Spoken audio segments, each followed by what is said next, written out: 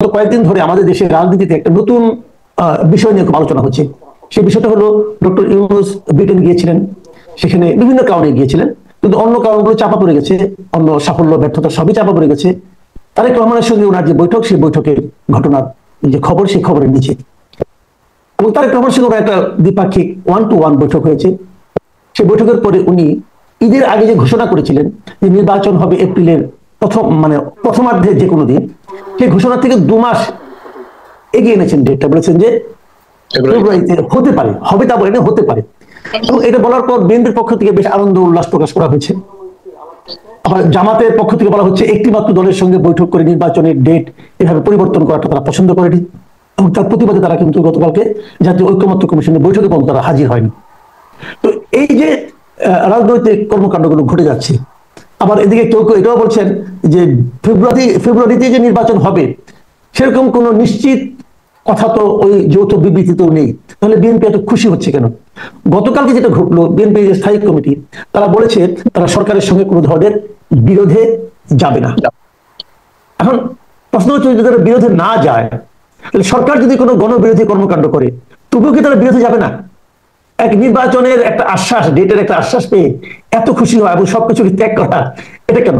যদি সরকার আগামীতে বন্দর নিয়ে তাদের পূর্বে সিদ্ধান্তে থাকে, করিডোর নিয়ে সে আগে সিদ্ধান্তে থাকে, তবুও কি বিএনপি বিরোধী যাবে না? তো এই সমস্ত প্রশ্ন কিন্তু মানুষের মনে আসছে। আমি এতগুলি কথা একবারে বলে নিলাম, একটু ভূমিকাটা লম্বা হলো এই কারণে যে আপনি সবগুলি মিলিয়ে উত্তর দিবেন, আপনাকে আমি থামাতে চাই না, আপনি একটা না বলে যান, আমি পরে আরেকটা বিষয় নিয়ে বলবো। আমি বলি আপনাকে, আমার কাছে যেটা মনে হয়েছে, ধরেন প্রথমে আমি বলি, রাজার সাথে দেখা করা আমাদের দেশের মানুষের জন্য একটা বিরল ঘটনা হতেই পারে। তিনি যত উচ্চ পদেই থাক না কেন, আমাদের জন্য খুব সাধারণ। আমি খুব দুঃখিত যে একটা ব্যক্তিগত বিষয় বলতে হচ্ছে, আমার ছেলে, আপনি জানেন, অভিনেতা এবং এই দেশে এবং হলিউডে অভিনয় করে। ওকে আমাদের দেশের মুখ্যমন্ত্রী, এখানকার মুখ্যমন্ত্রী প্রিমিয়ার বলে আমন্ত্রণ পাঠিয়েছিল যে কিং চার্লস আসছে, একটা বারবিকিউ পার্টি হবে, তুমি আসতে পারবে, সাথে একজন গেস্ট। বুঝতে পেরেছেন? এখন ঘটনা হচ্ছে, যেহেতু সে এখনো বিয়ে করে নাই, ওই একজন গেস্টে সে আমাকে অন্তর্ভুক্ত করেছে। তার পার্টনার থাকলে হয়তো আমি চান্স পেতাম না। হ্যাঁ, তো আমি সৌভাগ্যবান যে ওই বারবিকিউ পার্টিতে আমরা কয়েকজন বাঙালি ছিলাম, হাতে গোনা 3-4 জন আমরা বাঙালি ছিলাম। এবং দুই পাশে আমাদেরকে দাঁড় করানো হলো দড়ি দিয়ে, যে দড়ির এই দিক থেকে রাজা আসবেন, ওই দিক থেকে পামেলা আসবেন, কামেলা বা পামেলা যাই হোক। এখন প্রশ্ন হচ্ছে কোন দিক থেকে কে আসবে আমরা কিন্তু জানি না। লাকিলি আমরা যেদিকে দাঁড়িয়েছি, চার্লস ওই দিকেই এসছেন এবং প্রতিটা স্টেপে উনি দাঁড়িয়ে দাঁড়িয়ে আমাদের সাথে কথা বলেছেন। আমি হাত মেলানোর পর আমি বললাম যে thanks for giving us A life time experience. উনি বলছে নো প্রবলেম, নো প্রবলেম। তারপরে বলছে যে ওখানে কি বারবিকিউ রান্না করা হচ্ছে? আমি বললাম কেন ঘটনাটা, যে উদারনৈতিক দেশে রাজার সাথে দেখা করা আসলেই কোনো ঘটনা না। আবার রাজার সাথে বিভিন্ন ভাবে দেখা করা যায়। আপনি ব্যাংকক গেলে দেখবেন রাজবাড়ির সামনে লোক দাঁড়িয়ে খালি মাথা ঝুঁকায় সকালবেলা, খালি সালাম ঠুকে, বুঝছেন? রাজা দেখেন কিন্তু। তো প্রশ্ন হচ্ছে, ইউনূস সাহেব রাজার সাথে দেখা করেছেন, এরকম অনেক বাঙালি রাজার সাথে আগে দেখা করেছেন, কিন্তু এইবারের দেখাটা ভিন্ন রকম হতে পারতো, যেটা লেজে গোবরে করে দিয়েছে তার প্রেস সচিব শফিক সাহেব। শফিক সাহেব একের পর এক মিথ্যা কথা বলেছেন, একের পর এক অসত্য বলেছেন তিনি। যেমন ধরেন, তার কোনো প্রয়োজন ছিল না প্রাইম মিনিস্টার কোথায় আছে এটা বলার, এবং পরে তাকে এটা ডিফেন্ড করতে হয়েছে যে না, আসলে আমি ভুল বলেছি, প্রাইম মিনিস্টার ইংল্যান্ডেই আছেন, এগুলো বলেছে। কিন্তু খেয়াল করেছেন নিশ্চয়ই? হ্যাঁ, এতে কি হয়েছে? এতে হচ্ছে জিনিসটার গুরুত্বই লঘু হয়ে গেছে। যখনই আপনি একটা মিথ্যা বলছেন, তখন তো মানুষের মনে সংশয় জেগেছে না, যে আগেরটাও নিশ্চয়ই সত্য নয়। এবং আমি একটা জিনিস খুব বিস্ময়ের সাথে লক্ষ্য করি, আপনার এই সফরে আসলে কোনো কিছুই অর্জিত হয়নি, কোনো কিছুই অর্জিত হয়নি। অর্জিত হয়নি এই কারণে, ধরেন তাকে ঠিক যতটা ভিডিও আমরা দেখেছি, যতটা ফটোগ্রাফ আমরা দেখেছি, ঠিক সেভাবে গুরুত্ব দিয়েছে বলেও মনে করা যাচ্ছে না।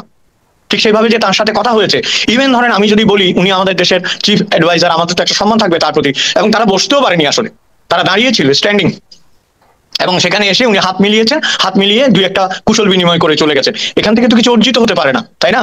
এখান থেকে অর্জনের সম্ভাবনা ক্ষীণ। আর ওই যে আমি বললাম লেজে গোবরে, এখানে আমার একটা কথা আছে, ধরেন লেজে আর গোবরে হলে গোবরটা আলাদা করলে লেজটা দেখা যায়। এখন এরা গোবরে লেজে করে ফেলেছে, আপনি যতই গোবর সরাবেন লেজ আর দেখা যাচ্ছে না। এটা একটা আমার কাছে মনে হয়েছে যে একটা গোবরে লেজে করার ব্যাপার। এবং দেখেন আরেকটা জিনিস হচ্ছে, আমি একটু আসল কথায় আসি, উনি আসলে হয়তো গিয়েছিলেন তারেক জিয়ার সাথে দেখা করার জন্য। এখন এখানেও ধরেন নানা ধরনের কন্ট্রাডিকশন কাজ করেছে। আপনি যদি তারেক জিয়ার সাথে দেখা করেন, অবশ্যই আপনি তার সাথে দেখা করতে পারেন, অবশ্যই আপনি তার সাথে মিটিং করতে পারেন, একটা স্ট্র্যাটেজি অবশ্যই নির্ধারণ করার ক্ষমতা আছে আপনার বা সুযোগ আছে। কিন্তু যে মানুষটিকে আপনি আইনের আওতায় এখনো অপরাধী করে রেখেছেন, যাকে দেশে আসতে দিচ্ছেন না এবং দেশে আসতে পারছেন না, তার সাথে আপনি বিদেশে গিয়ে মিটিং করছেন, এইটা কেমন না? আপনি লন্ডনে গিয়ে তার সাথে করছেন, কিন্তু তার তো সাজা মওকুফ হয়নি এখনো। একবার বলছেন হয়েছে, একবার বলছেন হয় নাই। সম্ভবত ফিরে আসার পরে একটা নিউজ দেখলাম যে তার সাজা মওকুফ হয়েছে। এগুলো যে কত পার্সেন্ট সঠিক এটাও তো আমরা জানি না। তাই না? এবং আরেকটা জিনিস দেখেন, যদি তাই হতো তাহলে তো তারেক জিয়ার একটা নিশ্চয়ই আশা ছিল যে একটা ফ্লাইটে করে তিনি আসবেন, লক্ষ লক্ষ লোক যাবে তাকে এয়ারপোর্টে আনতে, সেই ধরনের কোনো পরিস্থিতি কিন্তু তৈরি হয়নি। এবং খুব সতর্কভাবে আমি একটা জিনিস পর্যবেক্ষণ করছি, মির্জা ফখরুলের মুখে কুলুপ এঁটে দেওয়া হয়েছে, অথবা উনি এঁটেছেন। কোথাও তিনি কথা বলছেন না, তিনি কিন্তু দলের মহাসচিব।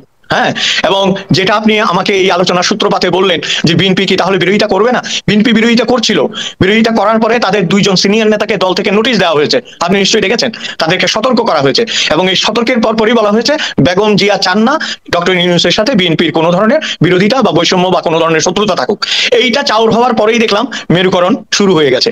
এই মেরুকরণটা আওয়ামী লীগের জন্য যেমন ভয়াবহ, আমি মনে করি ভয়াবহ এই কারণে, আওয়ামী লীগের প্রসঙ্গটা এখানে আসবে দুই কারণে, যে আওয়ামী লীগের এখন আমি মনে করি দুইটা দল দেশে যারা আছে, আপনি দেখবেন বিভিন্ন ভিডিও এবং ইয়েতে যারা দরিদ্র, নিপীড়িত, নির্যাতিত এবং ত্যাগী কর্মী বাহিনী, তারা কিন্তু সাফার করছে, সাংঘাতিক ভাবে সাফার করছে, এবং তারাই মুখ উঁচিয়ে গলা চিতিয়ে বলছে, বুক চিতিয়ে বলছে যে আমরা কোনো অবস্থাতে আওয়ামী লীগ ছাড়বো না, আমাদের ছেলেপেলেরা করেছে, আমাদের নাতি নাতনিরা করেছে, আমরা থাকবো। এটা হচ্ছে commitment to the Awami League, এটাই আওয়ামী লীগ আসলে। এই যে আপনি বোধহয় একবার বলেছিলেন যে আওয়ামী লীগ তো আর ঘাস না যে টেনে তুলে ফেলতে পারবা, তাই না? তো আওয়ামী লীগ তো এরকমই একটা দল। কিন্তু আরেকটা আওয়ামী লীগ যেটাকে আমি বলবো আওয়ামী পলাতক লীগ, বুঝেছেন? এই যে ওনাদের সেক্রেটারি ওবায়দুল কাদের সাহেব, উনি আবার মুখ খুলেছেন, উনি তো আসলে নিজেকে সেক্রেটারি মনে করছেন, but he is the secretary of Awami পলাতক লীগ। কারণ আমি যে কথাটা আপনাকে বলতে চাচ্ছি, প্রধানমন্ত্রী মানে ভূতপূর্ব প্রধানমন্ত্রী শেখ হাসিনা তিনি চলে গেছেন, তাকে হেলিকপ্টারে করে পার করে দেওয়া হয়েছে, পক্ষে বিপক্ষে অনেক যুক্তি আছে এবং তার চলে যাওয়ার অনেকগুলি গ্রাউন্ড আছে, কিন্তু তিনি চলে গেলে দলের সবাই পালিয়ে যাবে, এটার কি কোনো ভিত্তি আছে? আপনি আমাকে বলেন তো মাসুদ ভাই, নেতা মানে কি? নেতা মানে হচ্ছে যার উপর আমি ভরসা করি, তাই না? যার উপরে মানুষ ভরসা করে, যা বিপদ এলে আমাকে রক্ষা করবে, আমাদেরকে রক্ষা করবে, সেরকম একটা নেতা দেশে নাই। আমি খুব বিস্ময়ের সাথে দেখি কি জানেন, এই যে বিএনপি এবং ইউনূস সাহেবের কথা বলছেন, বিএনপি টিকে গেছে, হয়তো টিকে যাবে, বিএনপির একটা ভবিষ্যৎ হয়তো আছে, কিন্তু আপনি আমাকে এই যে ইউনূস সাহেবের কথা বলছেন, এরা তো রঙ্গমঞ্চের কুশীলব মাত্র, যাদের সুতোর টানে এরা খেলছেন, এরা একদিন চলে যাবেন। কিন্তু মাহমুদুর রহমান মান্না এতদিন পরে বুঝতে পেরেছেন, বলছেন যে উনার কাছে গেলে উনি খালি হাসে, শেষে একটা থ্যাংক ইউ দেয়, আবার হাসে। তো এই যে ধন্যবাদ, এটা কিন্তু আমরা আগেই বুঝেছিলাম। কারণ আমরা যে উপমহাদেশের মানুষ, সেই উপমহাদেশে 40-এর পরে বানপ্রস্থে যেতে বলা হয়েছে এবং 70-এর পরে বিশ্রাম নিতে বলা হয়েছে। যত কথাই আপনি বলেন, শরীরের একটা ব্যাপার আছে, মানসিক একটা ব্যাপার আছে, রাজনৈতিক অভিজ্ঞতার একটা ব্যাপার আছে। উনি এসছেন, উনি চলে যাবেন। প্রেস সেক্রেটারি আজকে আছে, কালকে নাই কিন্তু। এবং যে ছেলেগুলোর কথা আপনারা সবসময় বলেন, আমি খুব বিস্ময়ের সাথে দেখি যে এগুলিকেই বলে আপনার গোদের উপর বিস্ফোরা। এগুলো হচ্ছে বিস্ফোরা, সারা জাতির যে গোদটা হয়েছে গোদের উপর, এগুলো বিস্ফোরা, এগুলো থাকবে না আপনার। কারণ আপনি একটা জিনিস দেখেন, এদেরকে ছাড় দেওয়ার কোনো কারণ নাই মাসুদ ভাই, কারণ এই কারণে নাই, এই বয়সে কিন্তু আসম আব্দুল রব, শাহজাহান সিরাজ, আপনার নূরে আলম সিদ্দিকের ইতিহাস রচনা করেছিল, প্রয়াত আব্দুল কুদ্দুস মাখনেরা। কারণ তারা পজিটিভ রাজনীতি জানতেন, তারা বাংলাদেশের স্বাধীনতাকে ত্বরান্বিত করার জন্য সংগ্রাম করেছিল, মুক্তিযুদ্ধ করেছিল, ইতিহাস হয়ে গেছিল এই বয়সে।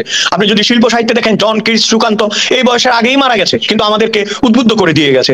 এই বয়সে ক্রিকেটাররা মাঠ ফাটিয়ে ফেলেছে, আর এরা কি করছে? এরা এই বয়সে কি করে চুরি চামারি করতে হয় এটা শিখে গেছে, তাই না? এবং আপনার যখনই কোনো ধরনের গন্ডগোল হয়, ওরা একটা মব নিয়ে হাজির হয়। তো বাংলাদেশ কি মবতন্ত্র? এটা কি যারা আপনার যমুনা ভবনে আছেন বা যারা প্রশাসন চালান, তারা কি জানেন না? এবং দেখেন, একসাথে আমি কতবারও এই কথাটা বলেছি, একসাথে তারা এত মানুষকে শত্রু বানিয়েছে। একটা ছোট্ট একটা চাইনিজ গল্প বলার লোক সম্বরণ করতে পারছি না। পৃথিবীতে যখন হ্যাঁ প্লিজ বলেন, গল্পটা শুনি। পৃথিবীতে যখন প্রথম এক্সরে আবিষ্কার হয়, তখন একটা ইংরেজ ছেলে আর একটা চাইনিজ লোক ওইটা দেখতে গেছে। তো ইংরেজ ছেলেটা ভারী মানে খুশি হয়ে গেছে, অল্প বয়স, খালি লাভ দিয়ে বলে কি, it shows the heart, it shows the heart. তো চাইনিজটা অনেকক্ষণ সহ্য করছে, তারপর ওর মাথায়